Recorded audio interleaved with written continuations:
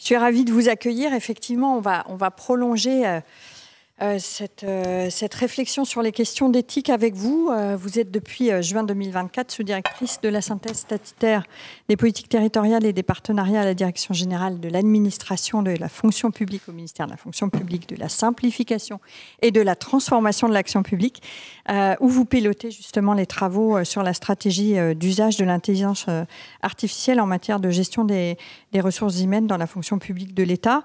Et c'est dans ce cadre que vous avez publié à la DGAFP en juin 2024 un guide qui s'appelle « Stratégie d'usage de l'intelligence artificielle en matière de gestion des ressources humaines dans la fonction publique d'État ». Et donc, c'est à ce titre que nous souhaitions nous entretenir avec vous et avoir un retour d'expérience. Alors, c'est vrai que la recherche d'un usage éthique de l'IA pose la question de la mise en œuvre concrète des principes qui ont été énoncés et dont on a déjà beaucoup discuté, mais notamment qui ont été réénoncés par Valérie Beaudoin, les principes de transparence, de responsabilité, d'équité, d'explicabilité, de non-discrimination. Il y en a beaucoup. Et donc, c'est intéressant de vous entendre. Est-ce que vous pouvez nous présenter la stratégie d'usage de l'IA en matière de GRH pour la fonction publique que vous avez élaborée, la méthode aussi qui a été la vôtre, et notamment en mettant en évidence le cadre éthique finalement qu'elle envisage? Donc, comme l'ont mis en exergue les intervenants précédents, les outils d'IA sont déjà déployés dans les services publics, dans certains services publics. Et par ailleurs, des enquêtes récentes montrent que les agents publics utilisent déjà au quotidien les IA sur étagère, pardonnez-moi l'expression. Dès lors, la question, elle n'est plus de savoir finalement si les administrations publiques doivent ou non s'emparer de l'IA, mais elles doivent en fait s'en saisir pleinement et de manière proactive.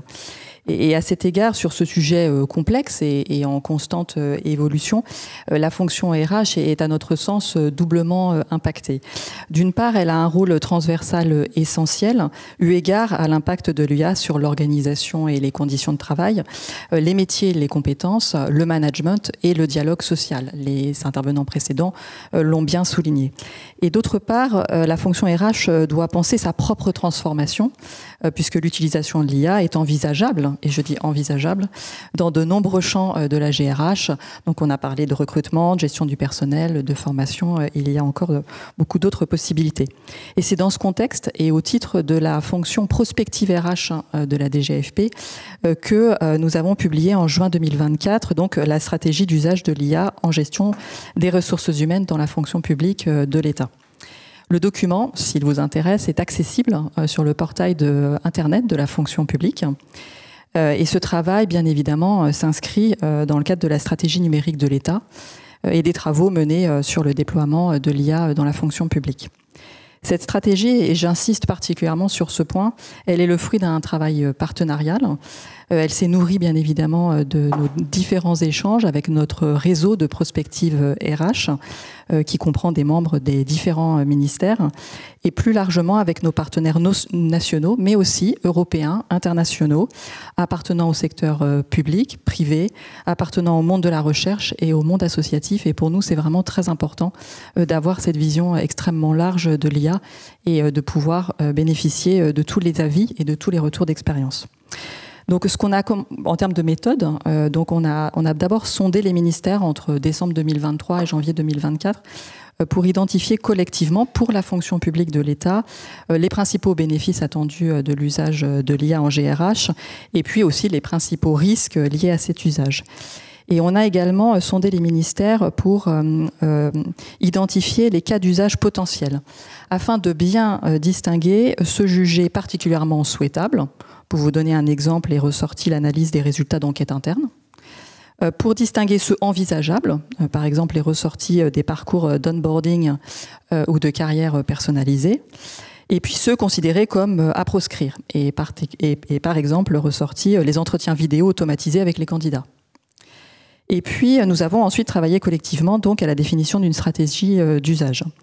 Cette stratégie, elle a été validée en mars 2024 par le Conseil d'orientation des politiques de ressources humaines, qui est une instance prospective que nous pilotons et qui, là encore, est composée de représentants d'administration publique, du secteur privé, du monde académique et du monde associatif. C'est un peu notre conseil scientifique en matière de prospective RH. Et actuellement, nos travaux sont centrés sur la fonction publique d'État, mais comme vous le savez, la DGAFP a un rôle de coordination interversant, et donc nos travaux ont également vocation à nourrir nos échanges avec la fonction publique territoriale et avec la fonction publique hospitalière. Et ces échanges, qu'est-ce qu'ils ont mis en exergue concrètement ? Ils ont mis en exergue le fait que l'utilisation de l'IA nécessite de connaître les différents outils de l'IA et leurs capacités. Qui peuvent être limités en termes de raisonnement logique ou reproduire ou créer des biais. Les intervenants précédents l'ont bien souligné.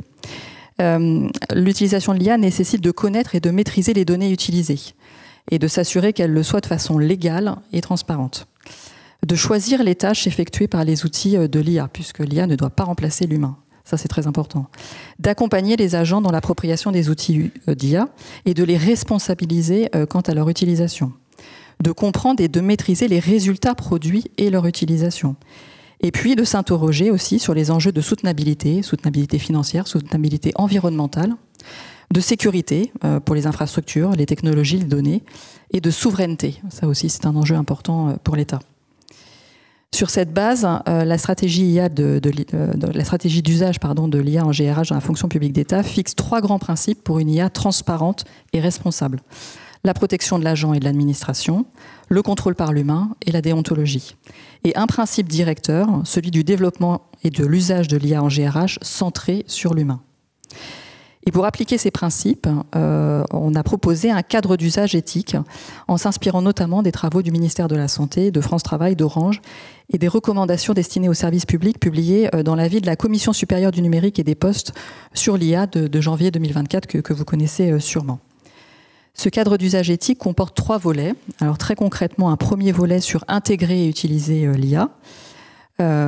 Pour vous le décrire, il s'agit d'identifier les responsables des technologies et méthodologies d'IA, de définir les objectifs à atteindre pour la structure et les RH en utilisant l'IA, d'identifier les missions pouvant exploiter l'IA, d'identifier les fonctions pouvant être assurées avec l'IA, de choisir des outils et logiciels d'IA, de définir des méthodologies d'exploitation de l'IA et de ses données, et d'établir une cartographie des risques liés à l'utilisation de l'IA en GRH.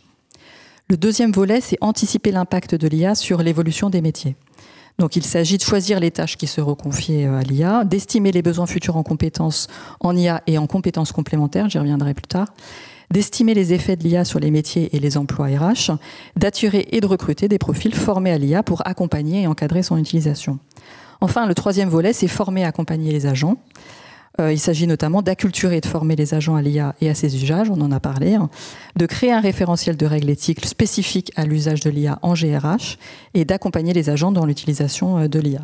Et la construction, pour nous, la construction d'un tel cadre d'usage éthique avec l'ensemble des parties prenantes est cruciale pour susciter l'adhésion des agents et construire une IA de confiance.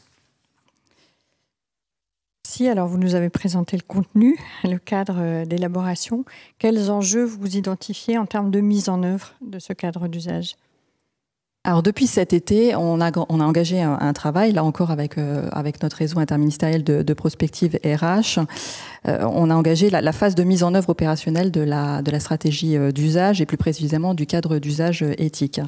Et parmi les usages qu'on a identifiés, donc on en a déjà parlé, donc c'est vraiment l'accompagnement des agents dans l'appropriation et l'utilisation des outils d'IA. Cela passe bien entendu par la formation, mais cela passe aussi par une attention portée aux conditions de travail et à la prévention des risques psychosociaux, pour lequel les métiers de la prévention, et je souhaite insister sur ce point, les psychologues du travail, les ergonomes, les médecins du travail, auront à notre sens un rôle primordial. C'est aussi accompagner les managers parce que l'IA a un impact réel sur leurs fonctions. C'est aussi réfléchir à la gouvernance de l'IA. L'IA, ce n'est pas uniquement l'affaire des spécialistes du numérique. Il est important d'impliquer l'ensemble des parties prenantes, la direction, les services RH, les services numériques bien entendu, les managers et bien évidemment les agents. Et il est primordial d'embarquer toutes ces personnes. Et puis on en a parlé, le dialogue social, pour nous, il est crucial d'associer les représentants du personnel à chaque étape en vue d'établir un diagnostic partagé et d'avoir un niveau d'information équivalent.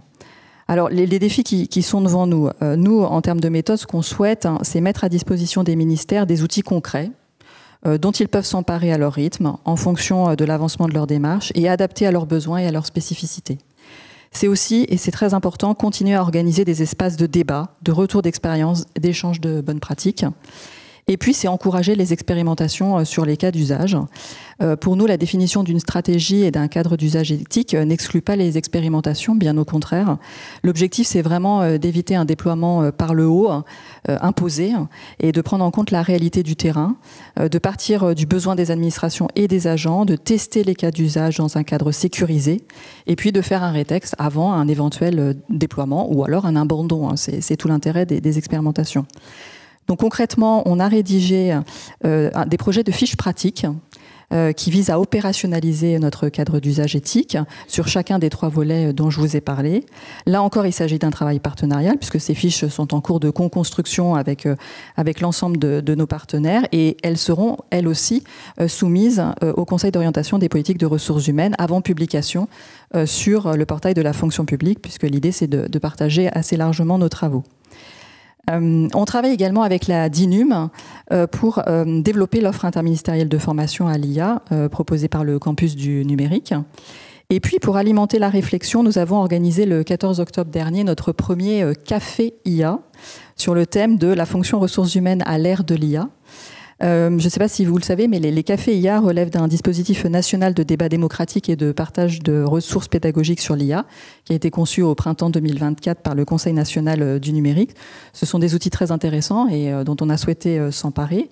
Cet événement, ce premier événement, a réuni une trentaine de professionnels RH de la fonction publique d'État pour questionner le développement de l'IA en GRH, grâce à des retours d'expérience de représentants de France Travail, de représentants d'Orange et de Maxime Genaoui-Etier, ancien élève de l'INSP et auteur du rapport dont je vous conseille la lecture, ce que l'IA générative de texte fait déjà à la fonction publique. Et dans les mois à venir, nous avons prévu de programmer de nouveaux cafés IA afin de partager d'autres ressources d'expérience. Donc on a identifié quelques thématiques et on fera intervenir des chercheurs, des représentants du secteur public, des représentants du secteur privé, donc sur l'impact de l'IA sur le travail. Donc c'était la thématique de la précédente table ronde. L'évolution des pratiques managériales, les potentialités de l'IA en matière de GPEC, en matière de formation professionnelle aussi, en matière d'accompagnement des parcours professionnels des agents, pour une meilleure prise en compte du handicap, l'un des intervenants l'a souligné. Et puis enfin, c'est important, la prise en compte des enjeux environnementaux de l'IA. Pour conclure, pour nous vraiment, c'est une démarche en construction et on est vraiment très preneur de tous vos avis et de toutes vos expériences. Voilà. Merci pour ce retour d'expérience. Merci.